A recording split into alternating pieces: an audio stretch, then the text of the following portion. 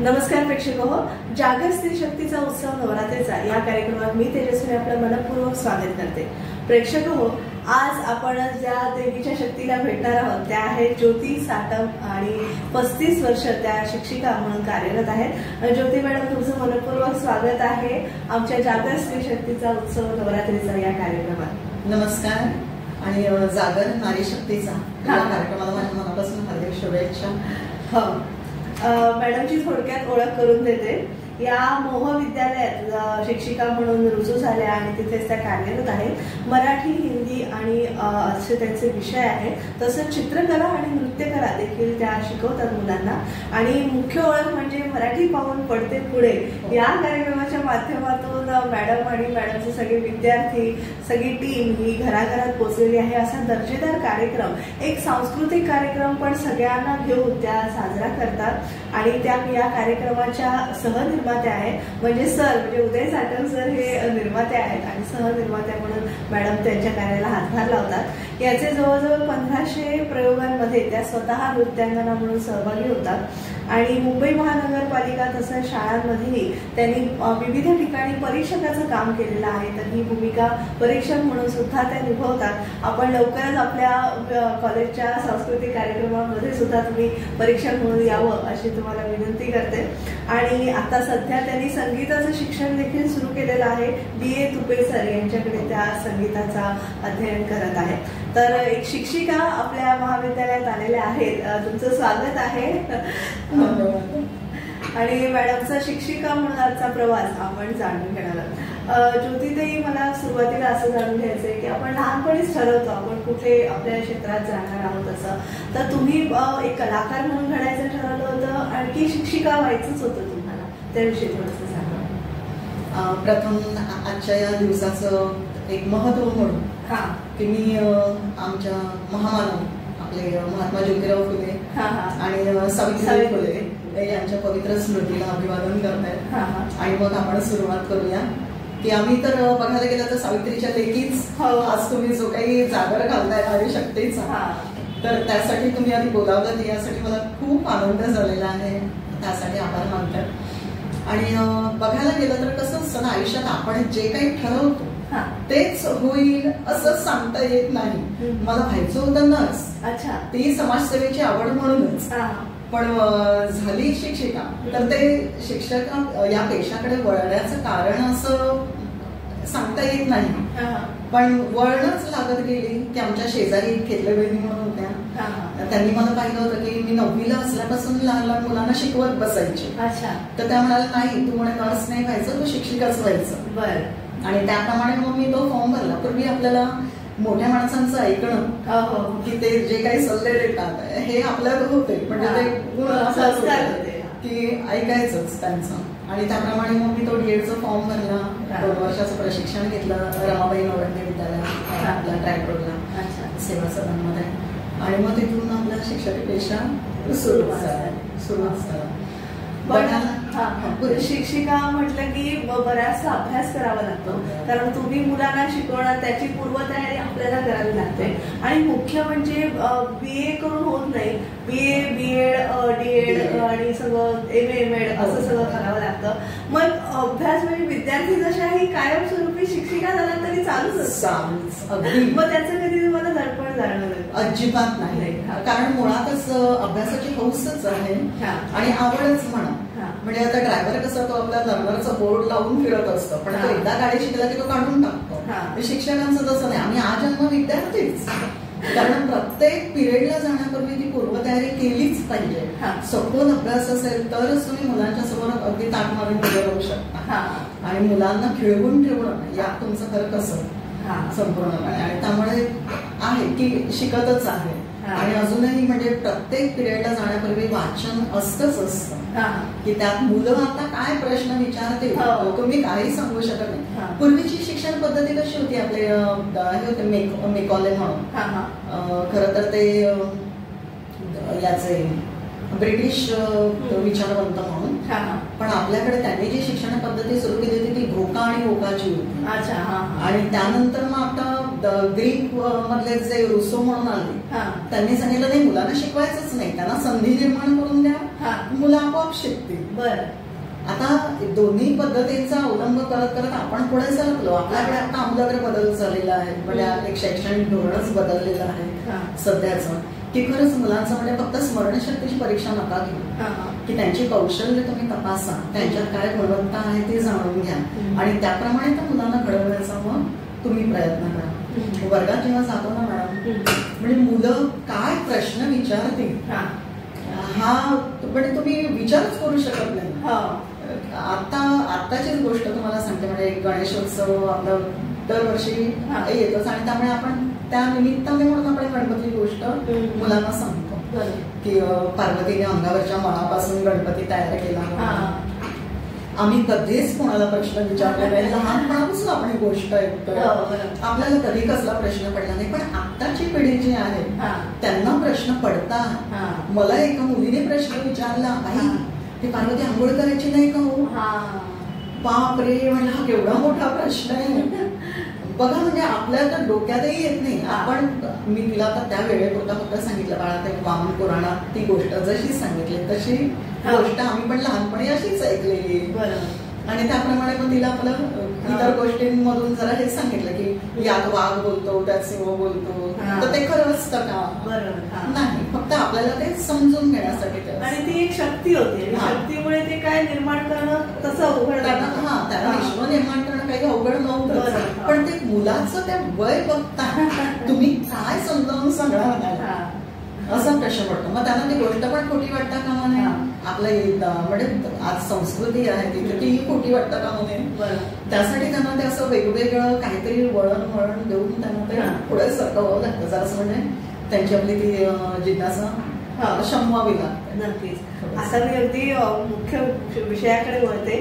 मराठी आणि हिंदी म्हणजे ह्या आपल्या भाषा आणि भाषा ह्या आल्याच पाहिजे प्रत्येकाला. आणि आता मराठी भाषेचं म्हणजे मराठी शाळांचं जर आपण पाहतो विषय जर घेतला तर त्या फार अल्प प्रमाणात आहेत. तर पालकांचा आणि विद्यार्थ्यांचा कल मराठी भाषेकडे वळावा किंवा मराठी शाळांकडे त्यांनी शिकावं असा तुमचा आग्रह आहे का? आणि त्यासाठी तुम्ही काय पावलं उचलता? बघायला गेलं तर संत ज्ञानेश्वर माऊली सुद्धा म्हणायचं की माझा मराठी बोल कौतुके अमृतातील पैसा ऐसी अक्षरे रसिके मिळवली. बघ, मराठीचं एवढ्या थोर संतांनी जर का म्हणजे आज इतकं महत्व जाणलेलं आहे. आज आपण मराठी दिन जेव्हा साजरा करतो 27 फेब्रुवारीला, त्यावेळेला आपण सुरेश भटांची कविता म्हणतो की लाभले आम्हास भाग्य बोलतो मराठी. म्हणजे मी स्वतःला जर भाग्यवान समजते तर मग मी माझी मुलं मराठी मीडियम मध्ये का टाकायची नाही? बरोबर. माझी दोन्ही मुलं मराठी मीडियम मध्ये शिकलेत मॅडम आणि उत्तम इंग्रजी बोलतात दोघंही. माझी मुलगी तर इंग्रजी मीडियमला शिक्षिका आहे. पण म्हणजे आपण काय करायला हवं की मराठी मीडियमसाठी शैक्षणिक धोरण ठरवायला हवं. सरकार करतच आहे, ते कुठेही कमी पडत नाहीये. परंतु मराठी माणसाच्या मनात सुद्धा हे आलं पाहिजे की माझी मुलं जेव्हा मराठी शाळेत जाते तेव्हा ते इंग्रजीवर प्रभुत्व मिळवते. मराठी शाळांमधून सुद्धा हे दिलं जाते. मग त्यासाठी काय करावं लागेल आपल्याला की प्राथमिक शिक्षण आहे, पूर्व प्राथमिक आहे किंवा माध्यमिक आहे, तर या सगळ्या शिक्षणामध्ये इंग्रजीसाठीचं धोरण ठरवावं लागेल की एक इंग्लिश स्पीकिंग कोर्स असेल किंवा संवाद लेखन असेल, वृत्तपत्र वाचन असेल, ते इंग्रजीचं ज्ञान जेवढं जास्तीत जास्त आपल्याला देता येईल आणि मुलांना ते संवाद करण्यासाठी आपण तयार करू, त्यावेळेला बाहेर जाऊन लोकांना ते कळेल. म्हणजे की मराठी मीडियम मध्ये सुद्धा इंग्रजीवर प्रभुत्व मिळेल इतकं मुलांना शिकवलं जातं आणि मुलं चांगले ज्ञानी होतात. हा विश्वास जेव्हा बाहेर लोकांमध्ये पसरेल ना तेव्हाच आपली मराठी म्हणजे शाळा पण वाचतील आणि पावलं सुद्धा मराठी शाळेकडे सगळ्यांची वाढतील. आणि मराठी हिंदी तुमचे विषय आहेत, अभ्यासाचे विषय आहेत, अध्ययनाचे विषय आहेत, तरी सुद्धा मला असं विचारायचं आहे आपले तिसरा विषय हा मराठी किंवा म्हणजे भाषा विषय, तिसरा विषय हा का ठेवला पाहिजे? म्हणजे तिसरा विषय असायला नाही पाहिजे. खरं तर प्रायोरिटी आपला पहिला विषय असला पाहिजे मराठी आणि हिंदी. म्हणजे आपल्याला महत्व आहे त्या भाषेचं हे झालं, पण मराठीतनं किंवा आपल्या भाषेतनं मातृभाषेतनं जेव्हा एखादा विद्यार्थी शिकतो तेव्हा तो विषय त्याला जास्त पद्धतीने चांगल्यारीत्या समजतो. मग तिला तृतीय भाषा किंवा तृतीय सब्जेक्टचा विषयाचा दर्जा का दिला? अगदी बरोबर आहे तुमचा प्रश्न. आपल्याकडे कसं आहे सर्वधर्म समभाव आणि त्यामुळे आपल्याकडे सगळ्या धर्माच्या शाळा आहेत असं म्हणा की ख्रिश्चन धर्मासाठी ती इंग्रजी मीडियम आहे, मग त्यांची मातृभाषा जी आहे ती प्रथम भाषा असते आणि मग बाकीच्या 2 द्वितीय तृतीय असं आहे. तसं उर्दू शाळांमध्ये पण तेच आहे, त्यांची मातृभाषा उर्दू आहे त्यामुळे ती प्रथम भाषा आहे आणि मग तुमची हिंदी, इंग्रजी, मराठी या ज्या काही आहेत तर तुमच्या ऐच्छिक विषयांमध्ये होता, म्हणजे तुम्हाला जो पाहिजे तो विषय तुम्ही घेऊ शकता. तसं आपल्याकडे मराठी मीडियमला मात्र मातृभाषा मराठी असल्यामुळे ती प्रथम भाषा आहे, पण तेच जर का मी इंग्रजी मीडियमला गेली तर ती माझी तृतीय भाषा होत आहे आणि हिंदी राष्ट्रभाषा असल्यामुळे आपली ती हेच होऊन जाते द्वितीय म्हणजे हा तो फरक असल्यामुळे आपल्याला तो तृतीय भाषेचा दर्जा तिथे दिला जातो. आता तुम्हाला अध्यापनामध्ये म्हणजे स्वतःला आणि विद्यार्थ्यांना शिकवताना काय अनुभव आले, चांगले वाईट दोन्ही? अध्यापन करताना म्हणजे आता बघा की दरवेळेला पूर्ण वर्गातच सगळी मुलं काही एकाच बुद्धिमत्तेची नसतात, त्यामुळे कुठे कच्च कुठे हा प्रकार जाणवतोच. पण माझ्या एवढ्या वर्षांच्या कारकिर्दीमध्ये एक गंमत म्हणून सांगते तुम्हाला की मला सतत क आणि ड वर्ग आमच्या 4 तुकड्या असायच्या. म्हणजे अगदी स्कॉलर. मग ते मध्ये काम करणारे शिक्षक जे होते ते म्हणजे आमच्या सुपीक जमिनीत राबणारा शेतकरी, त्याला काही कष्टच नाही की मुलं म्हणजे तुम्ही शिकवलं की ते लगेच अगदी ग्रहण करणार. पण आमच्याकडे तुम्ही 10 वेळा शिकवा तरी पण आज पाठ आणि उद्या सपाट. अरे बापरे, हा प्रकार होतो. प्रश्न असा असायचा की त्या पक्क्या मडक्यांमध्ये तुम्ही पाणी कसंही भरावं, पण ही कच्ची मडकी ती कच्ची कसली फुटकीच मडकी म्हणजे खरोखर की त्यांना शिकवणं महाकठीण असायचं. मग त्यांना कसं शिकवायचं? आमच्या संस्थेचे खूप अगदी म्हणजे आमच्यावरती उपकारच आहेत की प्रत्येक वेळेला प्रशिक्षण देणं आणि या मुलांसाठी काहीतरी करावं, म्हणजे त्यांच्यातलं त्यांचे आधी गुण जाणून घ्या, कौशल्य त्यांची काय आहे ती बघा, तपासा आणि त्याप्रमाणे त्यांना तसं हे करा, मार्गदर्शन करा. आणि तसं मग आम्ही ते करत गेलो आणि त्यामुळे म्हणजे त्या मुलांना कसं की अखंड त्या याच्यातच ठेवायचं, त्या अभ्यासात म्हणा, त्या कलेत म्हणा, त्याला जे आवडते काम त्यात म्हणा, असं त्यातच ठेवायचं आणि मग त्यातून त्या मुलांची प्रगती आपण साधायची. गंमत अशी असते ना, म्हणजे आता आमचा संबंध कसा असतो, मूल, त्याचे पालक आणि आम्ही. आता एखादं कच्चं मूल असतं त्याचे पालक येऊन सांगतात बाई याला मारा जोडा आपण याला शिकवू, पण एखादे पालक असेही भेटतात खबरदार बाई त्याला हात लावायला, त्याला काय नाही आलं तरी चालेल, तो नुसता बसला तरी चालेल पण त्याला मारायचं नाही, त्याला ओरडायचं नाही, म्हणजे मानसिक धक्का वगैरे काही लावायचा नाही. आपल्या वेळेचा काळ आठवतो मॅडम, म्हणजे आम्हाला कधी काही आलं नाही, शिक्षकांनी वर्गात मारलं तरी घरी जाऊन सांगायची हिंमत नव्हती, कारण घरात डबल तुडवतील माहिती होतं. शिक्षकांनी मारलं म्हणजे काहीतरी हिचं चुकलेलंच आहे, म्हणजे शिक्षकांवर इतका विश्वास असायचा. मग आता तसा विश्वास पालकांचा जरासा कमी झालेला आढळतो. म्हणजे काय कारण असतील त्यांची माहिती नाही. एकतर एक शैक्षणिक धोरण आपलं की 1ली ते 8वी पर्यंतच की सगळ्यांना पास करा किंवा म्हणजे शक्यतो त्यांची गुणवत्ता काहीतरी बघा, तपासा, सुधारा आणि त्यांना पुढे जाऊ द्या, मागे बघा. तर त्या मुलांच्या बाबतीत फक्त तेवढं जरासं नुकसान होतं की ते पूर्ण गुणवत्ता नाही प्राप्त करू शकत. त्यामुळे पालकांनाही शिथिलपणा आलेला आहे, जातंय पुढे जाऊ दे, कशाला बाईंना भेटायचंय, कशाला बाईंना विचारायचंय. तुम्हाला BA ला कुठले विषय होते आणि तुमचा आवडता विषय? म्हणजे काहींचा संत साहित्य असतो, काहींना साहित्यिक आवडतं, तर तुमचा कुठला विषय होता? मला खरोखर म्हणजे मराठी हा मेन विषय होता माझा, पण संत साहित्यच म्हणजे समर्थांचा दासबोध, तुकारामांची अभंगगाथा यांचं मी पुरेपूर वाचन केलं आधी, पण ते परीक्षेसाठी. खरं ते काही 50 मार्कांचे समर्थांना 50 मार्कांचे तुकाराम असा अभ्यास आपला पूर्ण होणारा नाही, त्याला आपण काही प्राप्त करू शकत नाही. पण तरीही त्यांचे जे काही म्हणजे आपल्याला सांगणं आहे किंवा उपदेश आहे तर ते जीवनामध्ये मात्र खूपच समर्थांचा एक महंत लक्षण म्हणून समास आहे.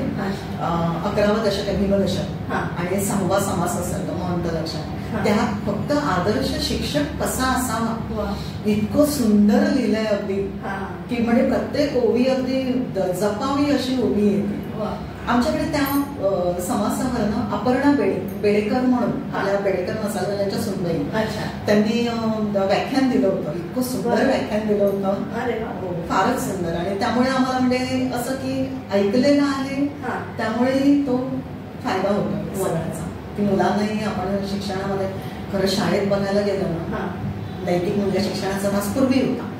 आता तो फक्त 10 मिनिटाच्या परिपाठासाठी राहिला, फक्त 10 मिनिटात.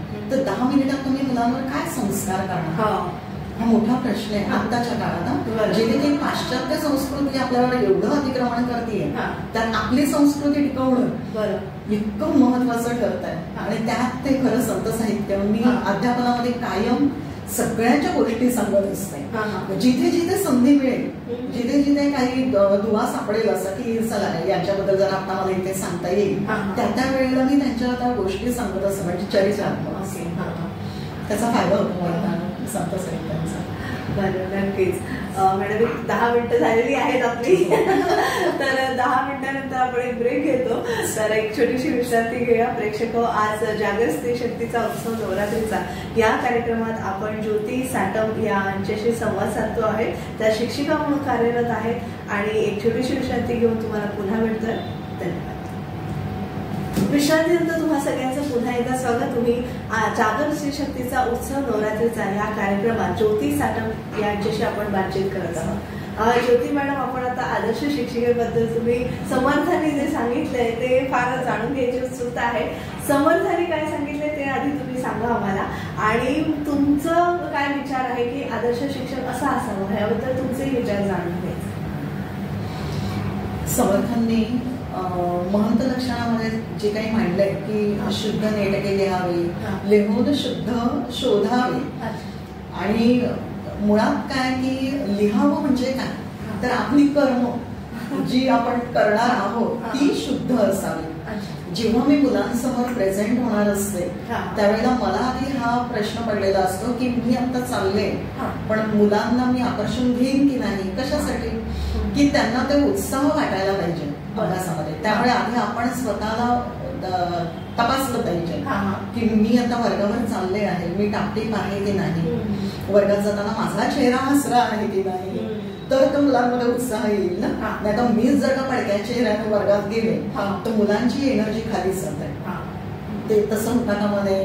यासाठी वर्गात जाताना आणि पुन्हा आपल्या विषयाची सखोल तयारी, शिवाय मुलांबद्दल आत्मीयता पाहिजे की नाही मला आज मुलांना हे शिकवायचंच आहे, मुलांना आज मला हे द्यायचंच आहे, आणि कसंही करून त्यांना तयार करायचंय की ज्ञान घेण्यासाठी.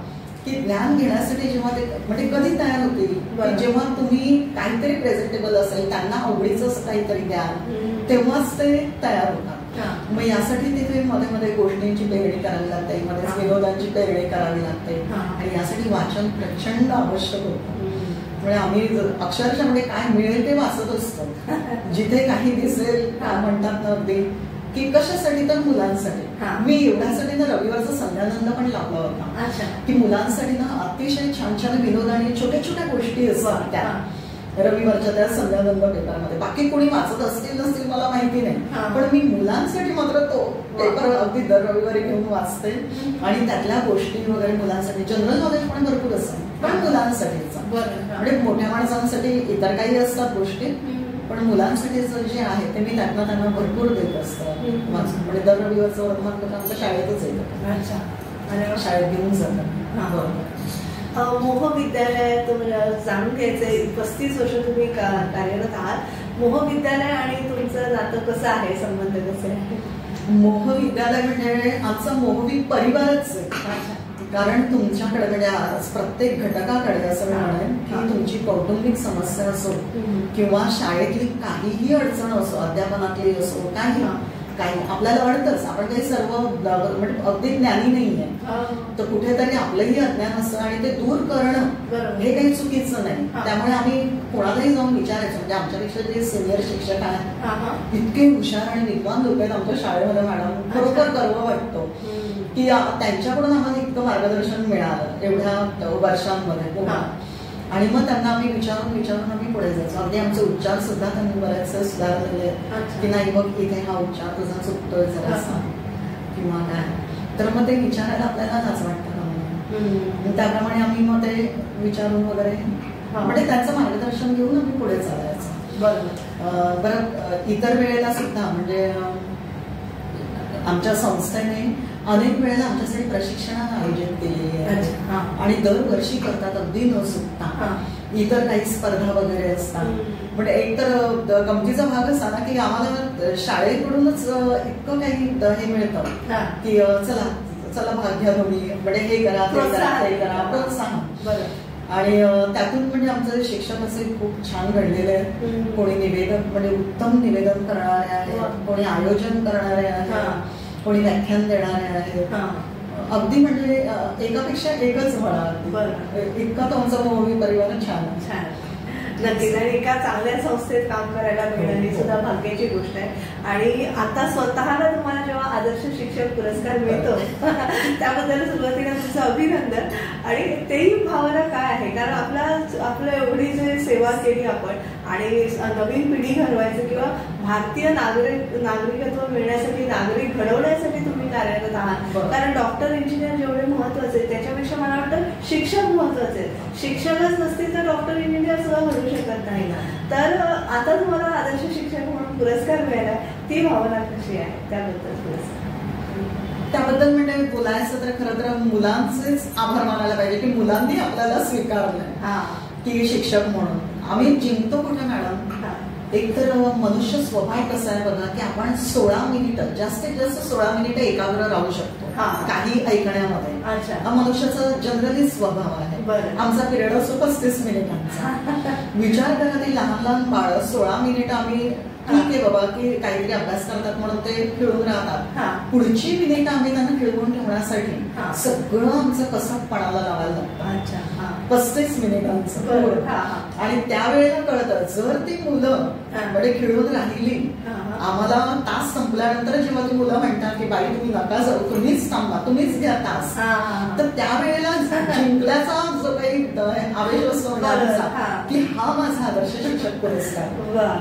बाकी आम्हाला कुठचाही पुरस्कार नको की मुलांनी आम्हाला सांगावं की बाई तुम्हीच वर्गात थांबवा. ही म्हणजे इतकी आनंदाची गोष्ट असते आमच्यासाठी की मुलं सांगतायत नका तुम्ही जाऊच नका बाहेर.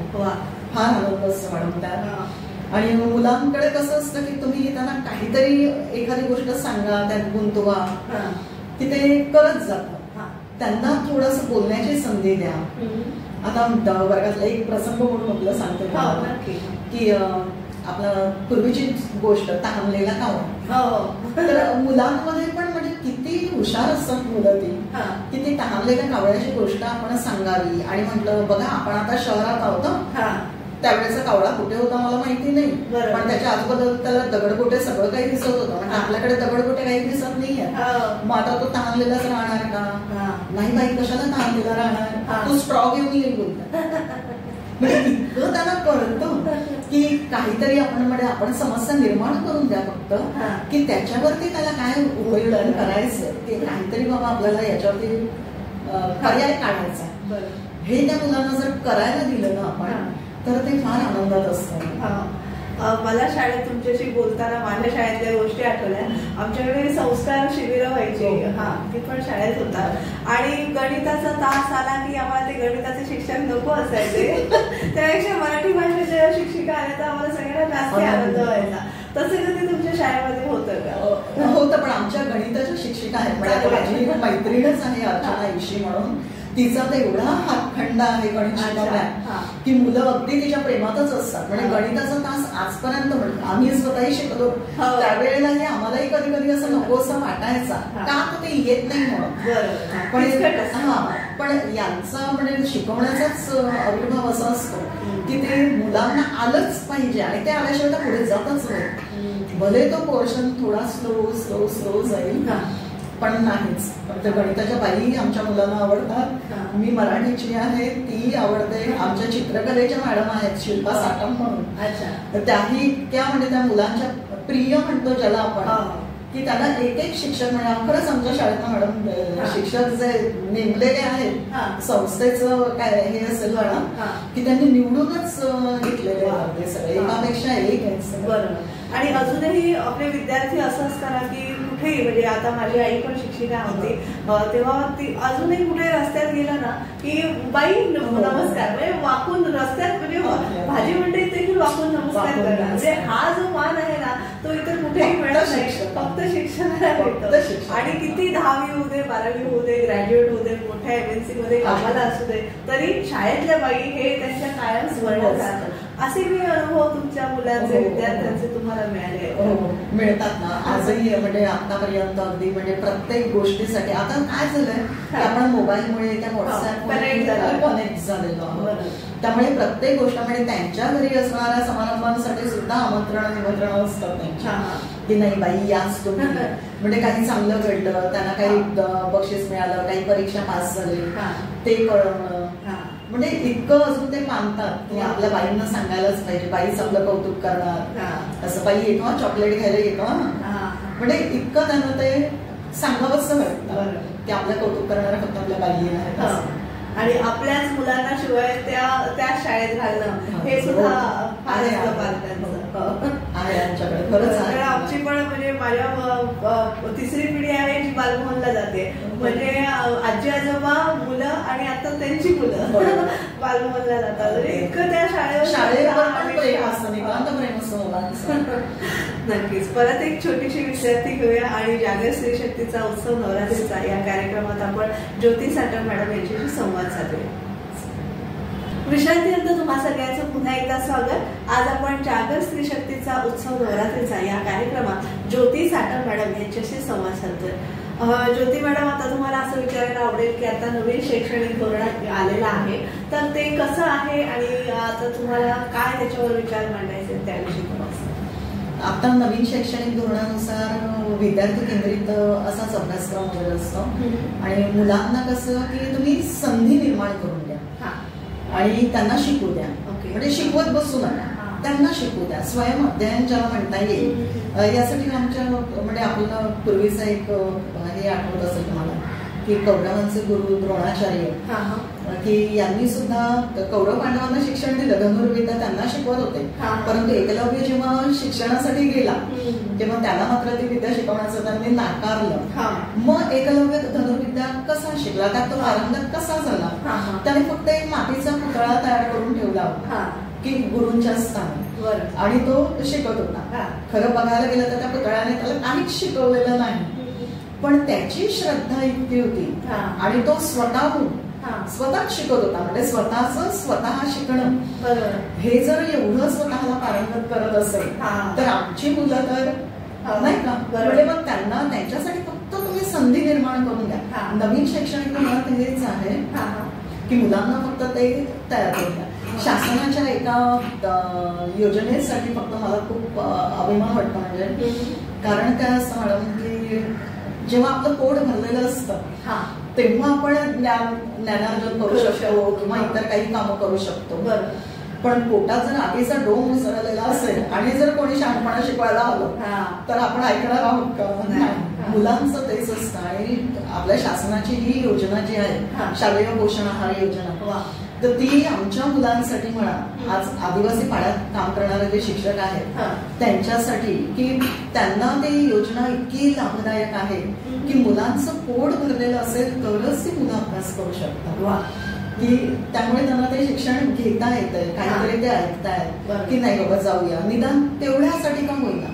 कारण खूप कठीण परिस्थिती आहे खेडोपाडी, अगदी म्हणजे ते जे काही आदिवासी पाडे वगैरे आहे. मी अनुभव कधी घेतला होता, आम्ही शहापूरला होतो त्यावेळेला आमच्या पाठसभा व्हायच्या, तर त्या शिक्षकांशी जेव्हा आमचा संवाद व्हायचा तेव्हा ते सांगायचं की नाही गो, हे अशी मुलं असतात, तशी मुलं असतात, फार गरीब असतात, अंगावर धडे कपडे सुद्धा नसतात. आज शासनाने इतक्या सोयी केल्या की काही होऊ दे, निदान त्यांचं प्राथमिक शिक्षण तर पूर्ण होईल. म्हणजे तेवढ्यासाठी का होईना ती मुलं चला शाळेत आम्हाला खिचडी मिळणार आहे, खाऊ मिळणार आहे, काहीतरी मिळणार आहे, खेळणी वगैरे पण आज म्हणजे इतकं काही देऊ केलंय की त्या मुलांना तिथे रमवा. थोडक्यात त्यांचं त्यांना खेळू द्या, तुम्ही नका शिकू, काही उगाच डोकं फोडून नका, फक्त त्यांना संधी उपलब्ध करून द्या, त्यांचं ते शिकतील. हे नवीन शैक्षणिक धोरण फारच छान. म्हणजे मला ते एकलव्याची गोष्ट कायम लक्षात राहते. आता अर्थात ते माझ्या आवडत्या विषयाकडे म्हणजे मराठी पाऊल पडते. या कार्यक्रमाची फार उत्सुकता आहे, म्हणजे मी तर पाहिलेला आहे कार्यक्रम अनेक वेळा, पण आणि स्वतः भाग व्हावा अशी सुद्धा मनीषा आहे. तर कशी ही संकल्पना सरांना आणि तुम्ही कशी निर्मिती क्षेत्रात वळलात? मुळात आपल्या महाराष्ट्राला सांस्कृतिक इतिहास म्हणजे ती परंपराच आहे आणि त्या संस्कृतीचं दर्शन घडवण्याचं काम उदय सटम आज गेली 35 वर्ष करतात. आता त्यांनी अगदी म्हणजे छोट्या याच्यामध्ये सुरुवात केली होती की 17-18 जणांना घेऊन. आज तोच आपला जो काही ग्रुप आहे तो 35 ते 40 जणांचा आहे पूर्ण, आणि एवढी वर्ष ते सतत कार्यरत आहेत पूर्ण महाराष्ट्रभर, पूर्ण महाराष्ट्राच्या बाहेरही सगळीकडे त्या कार्यक्रमाला अगदी म्हणजे लोकप्रियता मिळालेली आहे. आणि बघायला गेलं तर मी त्या कार्यक्रमात का जायला लागले, खरं तर मलाही नृत्याची आवड आहेच, पण जायला लागण्याचं कारण इथे लोकांच्या मुली असायच्या आणि त्या मुलींना सांभाळणं फार महत्वाचं वाटायचं. कारण कसं असतं जबाबदारी एक समाज आहे की मुलींना आम्ही कसं पाठवायचं, पालक जेव्हा विचारायचं की मुलीला तर हौस आहे पण मुलीला आम्ही कोणाच्या जीवावर पाठवायचं, तर तिथे मी स्वतः आहे किंवा म्हणजे मी आहे म्हणून तिथे बऱ्याच मुली येत होत्या.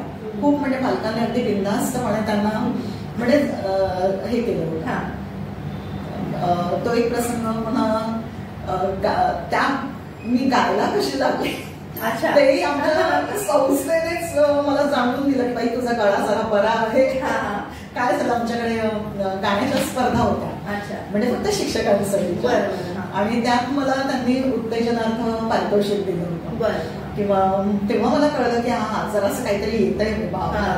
मग मी सटवांकडे म्हटलं की करू का मी, तर म्हणाले हो शिक्षण सुरू कर नंतरच आपण हे करू. मग ते आता सध्या अजून तरी म्हणजे पूर्ण शिक्षण काही संगीत शेवटी सागर काहीच नाही अजून, तर फक्त कोरससाठी म्हणून उभी होते, पण त्यातही मला आनंद आहे. आपण सुरामध्ये आणि सगळ्या कार्यक्रमाशी तुम्ही संलग्न असता आणि चित्रकला आणि नृत्यकला यात देखील तुम्ही पारंगत आहात, तर त्याचे धडे कसे गेले होते? काय झालं की शाळेमध्ये जेव्हा जेव्हा सांस्कृतिक कार्यक्रम असतात आपले दरवर्षी असतात, तर त्या वेळेला डान्स कोणी बसवायचं बाबा मुलांचा, तर मग ज्योती सटांना सांगा. अच्छा. मग त्यामुळे काय झालं आता ती वर्षानुवर्षांची सवयच झाली. हा वर्ग झाला की तो वर्ग, म्हणजे मुलं स्वतःहूनच यायची बाई चला तुम्हीच चला. आणि याचा इकडचा मला फायदा व्हायचा की त्या स्टेप्स एक लक्षात ठेवणं किंवा कशानंतर काय किती 8-8 बीट्स मध्ये कसं त्यांना काय काय स्टेप्स आपल्याला देता येतील तर ते करून घेणं आणि ते व्यवस्थित करून घेणं. त्यामुळे ते मुलांना खूप आवडायचं की हे बाईंचं शिकवणं वेगळं असतं की ते 8-8 बीट्स मध्ये वगैरे असं, त्यामुळे त्या मुलांना पण ते आवडलं. आता तुम्ही परीक्षकाची भूमिका देखील बजावता. वेगवेगळ्या स्पर्धा परीक्षा असतात आपल्याकडे, म्हणजे नृत्य स्पर्धा म्हणा, गायनाच्या स्पर्धा म्हणा, आणि मुंबई महानगरपालिकेमध्ये तुम्ही जाता शाळांमध्ये परीक्षक म्हणून. तर एक परीक्षकाच्या खुर्चीत बसल्यावर तुम्हाला कसं वाटतं, सगळा अनुभव त्याविषयी? आनंद असतोच तो, पण जबाबदारी जास्त असते. खरं तिथे गेल्यानंतर म्हणजे भले परीक्षक म्हणून जाऊ दे, पण शेवटी त्या स्टेजवर जेव्हाही काही चाललेलं आहे तर तिथे मी स्वतःला बघत असते की मी काय केलं असतं किंवा कसं केलं असतं, आणखी काय हवं होतं. म्हणजे आपल्याही चुका जेव्हा मी करते त्यावेळेला माझंही राहून जातं बाबा, माझ्याही चुका मला तिथे दिसत असतात. म्हणजे आपण स्वतःला तिथे तपासतच असतो. परीक्षक म्हणून जरी गेलो लोकांना तपासण्यासाठी, तरी पण आपणही स्वतःची तपासणी तिथे करत असतो आणि तो अनुभव खूप वेगळा असतो. फक्त रिझल्ट देताना मात्र कुठेतरी लोकांची मनं दुखावली जातात. आता एकदा असा प्रसंग झाला, आमच्या ठाणे म्युनिसिपालिटीच्या स्पर्धा होत्या याच्या समुद्रत्याच्याच, आणि त्यांनी गोंधळ बसवला होता. गोंधळामध्ये झालं असं की मुलींची संख्या जास्त होती आणि मुलांची कमी. खरं बघायला गेलं तर गोंधळ हा मुलांचा असतो. जागर तुम्ही जोगवा म्हणा तर त्या मुली असतात. माझ्याबरोबर आणखी 2 परीक्षक होते. ते म्हणाले नृत्य तर उत्तमच आहे, पण म्हणे मॅडम हा असा प्रकार आहे, तुम्हाला म्हणे संस्कृती माहिती आहे आणि जर इथे म्हणे लोकनृत्य स्पर्धा आहे तर याला बक्षीस द्यावं का? शिवाय ते सिनेमातलं गाणं पण सिनेमातलं गेलं, त्याने काही पारंपरिक घेतलं आणि त्यामुळे मग त्यांना ते दुखवावं लागलं. खरं खूप म्हणजे अगदी 1 नंबर देण्या इतकं ते सुरेख झालेलं होतं, पण त्यांना ते दुखवावं लागलं. आणि खूप ती मुलं अगदी म्हणजे खूप 1 महिनाभर त्यांनी ती रिहर्सल केलेली असते. मुलं ती रडली ते पाहून मला खूप वाईट वाटलं. त्यानंतर मात्र मी आजपर्यंत परीक्षक म्हणून कुठेच गेली नाही. आधी भरपूर केले, पण ते कसं सगळ्यांना माहिती असतं की आपले काय लेवल आहे, त्याप्रमाणे अगदी योग्य झालं होतं. फक्त हे एक मला अनुभव असा नक्कीच. आज तुमचा सगळा शिक्षक म्हणून प्रवास आपण जाणून घेतला, अनुभव सगळं जाणून घेतला आणि खूप छान वाटलं आज तुम्ही आलात आणि त्याबद्दल तुमचे आभार व्यक्त करते. तर प्रेक्षक हो, आज आपण जागर स्त्री शक्तीचा उत्सव नवरात्रीचा या कार्यक्रमात ज्योती साटम मॅडम यांचे सगळे अनुभव जाणून घेतले. शिक्षक म्हणून कसं कार्यरत असायला हवं याविषयी थोडंसं ज्ञान आपण संपादन केलं आणि आमची ही मुलाखत तुम्हाला नक्कीच आवडली असेल अशी आशा व्यक्त करते आणि मी तेजस्वी आपला निरोप घेते. धन्यवाद.